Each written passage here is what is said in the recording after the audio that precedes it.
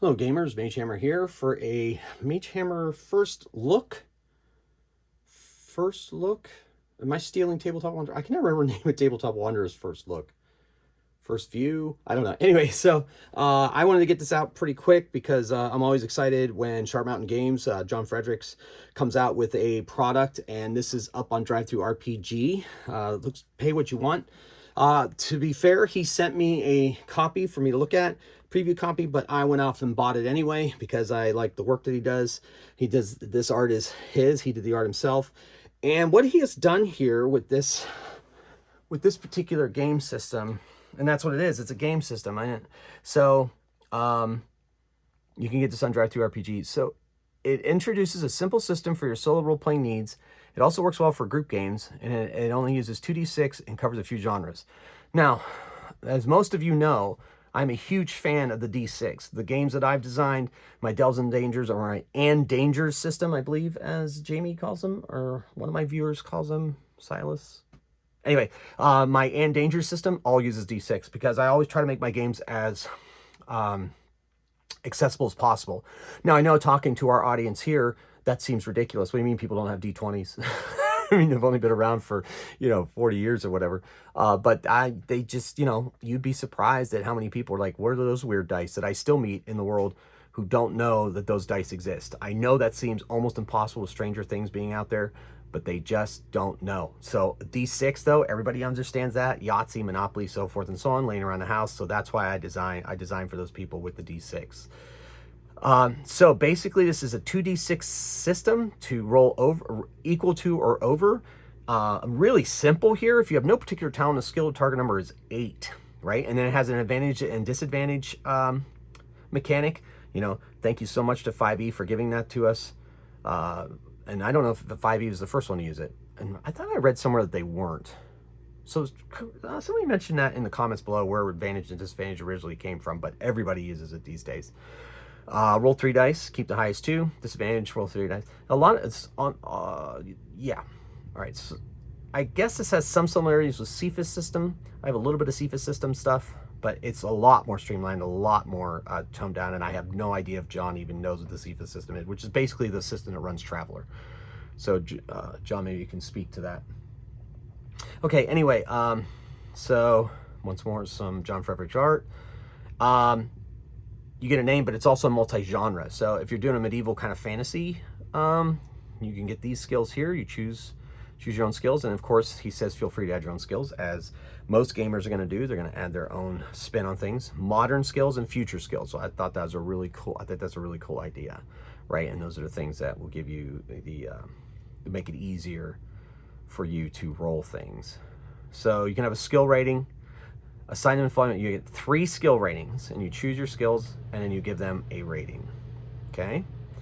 5, 6, or a 7 roll over at instead of the 8. The 8's the base, and these improve. You can assign a 5 to 1 skill, or a 6 to 2 skills, or a 7 to 2 skills.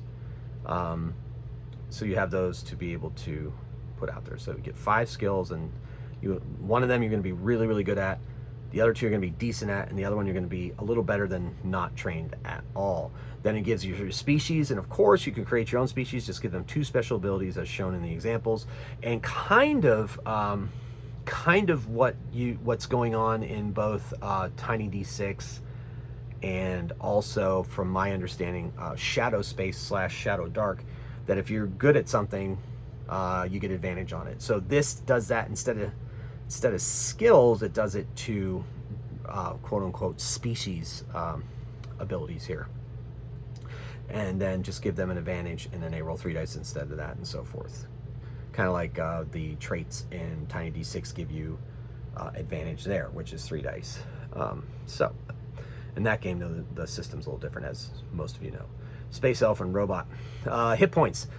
Just to speed things up, if you have a fitness skill rating of 8, whatever your fitness skill is, you get that hit points. So where was that fitness skill? Is that based on species?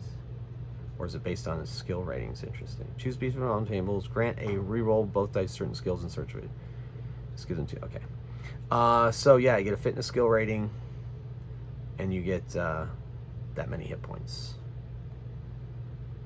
And then, so is fitness a skill?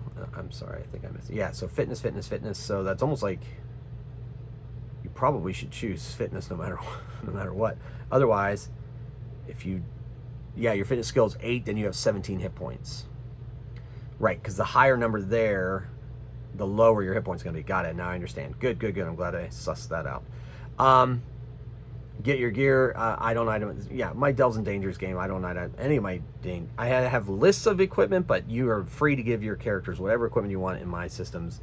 And if I think that, you know, because I play my games with face-to-face too, and if they say I want plate mail first level, I'm like, well, it depends on what your character is. And if they want plate mail, sure. But if they don't, if it doesn't fit their character quite right, I'm like, no. So, I mean, you know, that's Game Master's discretion. Leveling up after several ventures, that's also the leveling up system I have in my Delves and Dangers games. You can increase your skills or add a new skill at rating of 7. I like that a lot. So here's a sample character, Star Agent 87. He's running a system. He's running a game right now and using Solo Spelunking's Shadow Space using this Star Agent 87. But now he's kind of translated it to his own system here, and I do like that quite a bit. General rules. He has a nice little opposed rolls, extended tasks, timers for increasing tension, magic and psionics. He's got his hurdle points, which he talked about up here with his timer, which has been ported over from his streamlined superheroes, which is an excellent system in its own right.